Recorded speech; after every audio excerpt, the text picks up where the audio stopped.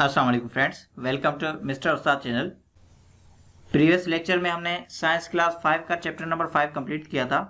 आज हम 6 chapter study करेंगे। इस चैप्टर का नाम है फोर्स एंड मशीन। इस चैप्टर में हम फ्रिक्शन फोर्स को स्टडी करेंगे कि फ्रिक्शन फोर्स क्या है, उसके एडवांटेजेस डिसएडवांटेजेस क्या हैं, इस फोर्स को कैसे रिड्यूस कर सकते हैं, ग्रेविटेशनल फोर्स क्या होता है, मास वेट क्या होता है और सिंपल मशीन्स कौन सी होती हैं।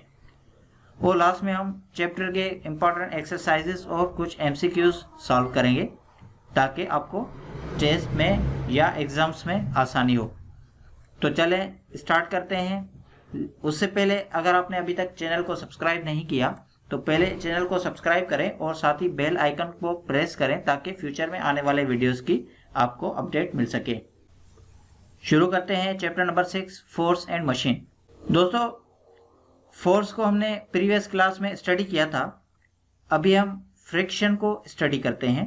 फ्रिक्शन एक फोर्स है जो कि चीज़ों को आसानी से मूव करने से रोकता है।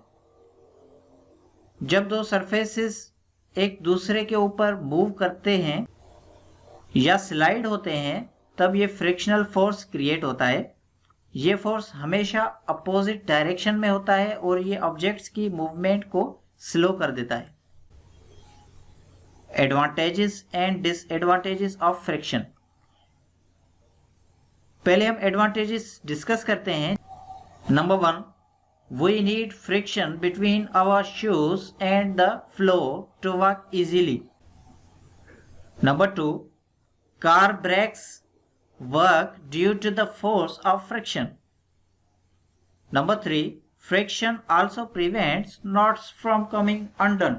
Number 4, nuts, bolts and nails remain fixed due to the force of friction.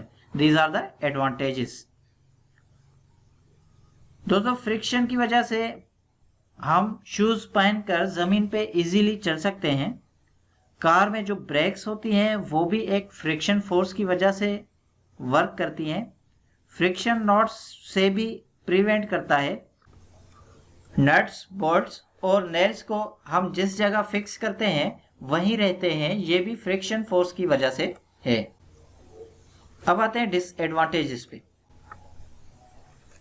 Disadvantages में number 1, in overcoming the friction a lot of energy is converted to non-usable form of energy and lost in the surrounding environment. Number 2, friction causes wear and tear of moving parts. Number 3, due to friction, speed of automobiles cannot be increased beyond a certain limit. दोस्तों, जब friction बहुत ज़्यादा होती है तब बहुत ज़्यादा energy unusable हो जाती है और वो एनर्जी ज़ाया हो जाती है। फ्रिक्शन की वजह से मूविंग पार्ट्स में वेयर टियर क्रिएट होते हैं। फ्रिक्शन की वजह से व्हीकल्स की स्पीड लिमिट इंक्रीज नहीं हो पाती। Ways to reduce friction.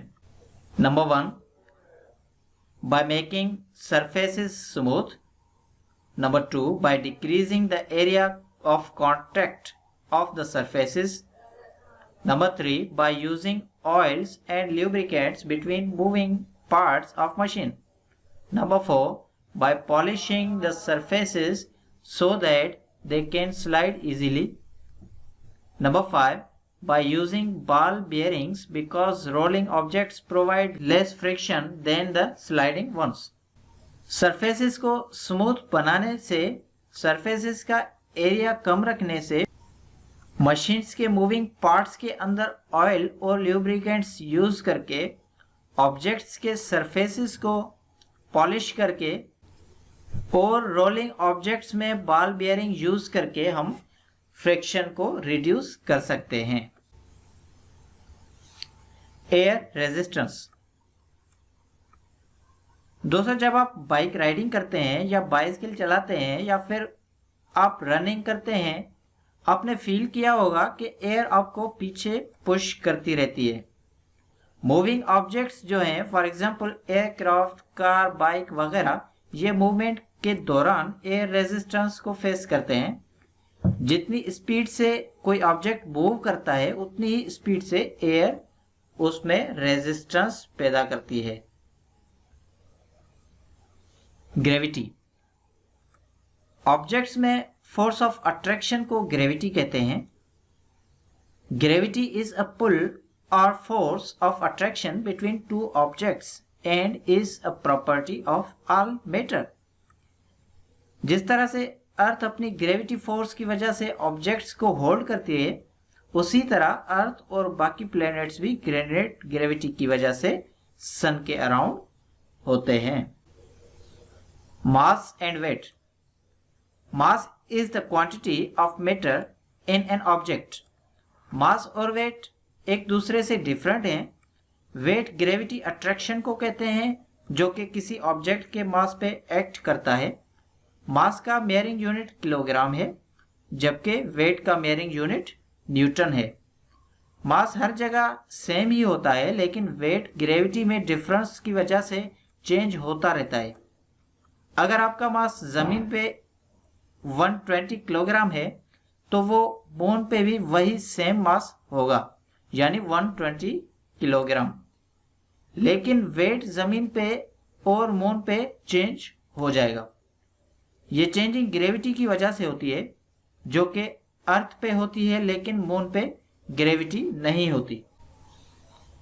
Balanced and unbalanced forces, जब किसी ऑब्जेक्ट पे दो इक्वल एंड अपोजिट डायरेक्शन में फोर्सेस अप्लाई किया जाए तो ऑब्जेक्ट मूव नहीं करेगा, क्योंकि दोनों साइड से फोर्स इक्वल है और इसे कहते हैं बैलेंस्ड फोर्स।